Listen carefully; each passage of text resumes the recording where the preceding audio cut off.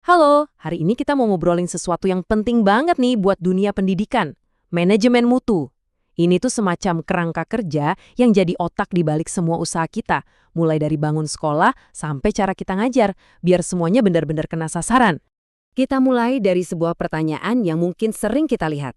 Kenapa ya ada sekolah yang gedungnya megah, fasilitasnya super canggih, tapi kok lulusannya terasa biasa-biasa aja? Nah, jawaban dari misteri ini ada di pemahaman kita tentang apa itu pendidikan yang sesungguhnya. Untuk bisa jawab pertanyaan tadi, kita perlu samain dulu pondasinya. Ada 3 konsep kunci yang sering banget ketukar, padahal artinya beda banget. Yuk kita bedah satu-satu.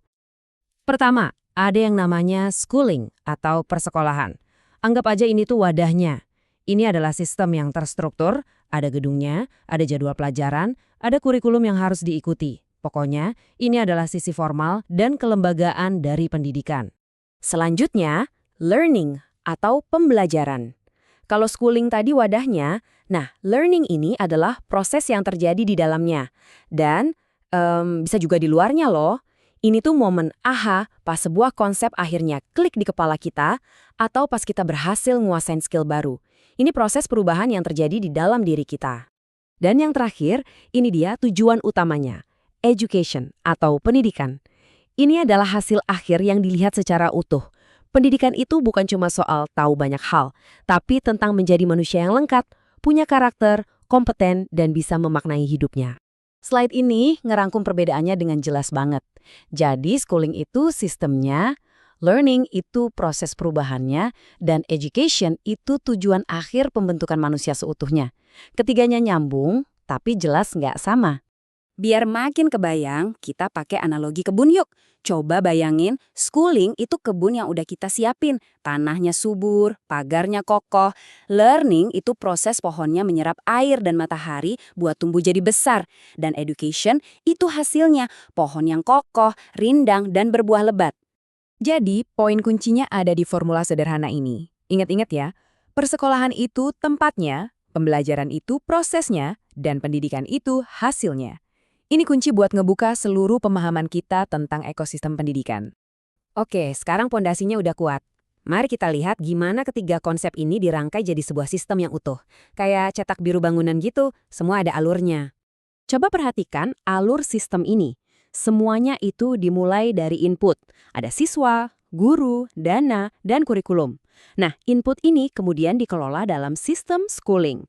Di dalam sistem inilah proses learning terjadi, dan dari proses learning yang efektif, barulah lahir output atau education, yaitu manusia yang berkualitas. Formulanya kelihatan simpel ya, input yang bagus, diproses secara efektif, pasti bakal menghasilkan output yang berkualitas. Tapi pertanyaannya, apa yang menjamin proses ini berjalan efektif? Nah, disinilah kita butuh mesin penggeraknya. Dan inilah dia mesinnya, sebuah sistem manajemen yang memastikan kualitas itu bukan cuma kebetulan, tapi memang dirancang. Ini adalah sebuah siklus yang terus berputar untuk menjaga dan, yang lebih penting, meningkatkan mutu di setiap tahap. Di Indonesia, siklus ini kita kenal sebagai PPPP. Pertama, penetapan standar mutu yang kita mau. Kedua, pelaksanaan standar itu. Ketiga, evaluasi buat ngecek, udah sesuai belum? Keempat, pengendalian buat benerin apa yang kurang. Dan kelima, peningkatan biar jadi lebih baik lagi. Siklus ini muter terus, gak ada hentinya. Kalimat ini bener-bener merangkum semuanya.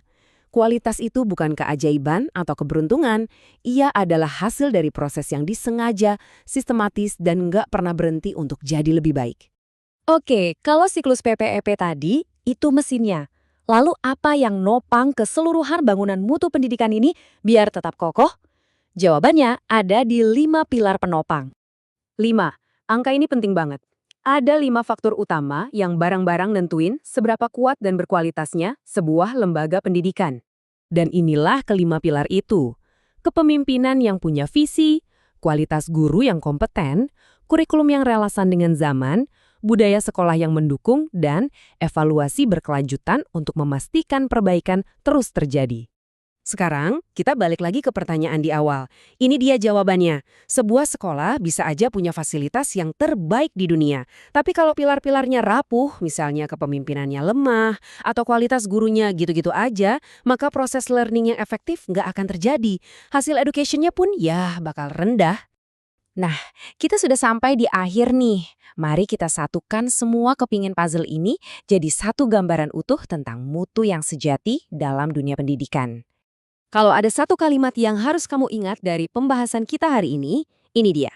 Schooling itu menyediakan sistemnya, learning menjalankan prosesnya, education menghasilkan manusianya yang berkualitas, dan manajemen mutu memastikan itu semua berjalan dengan efektif.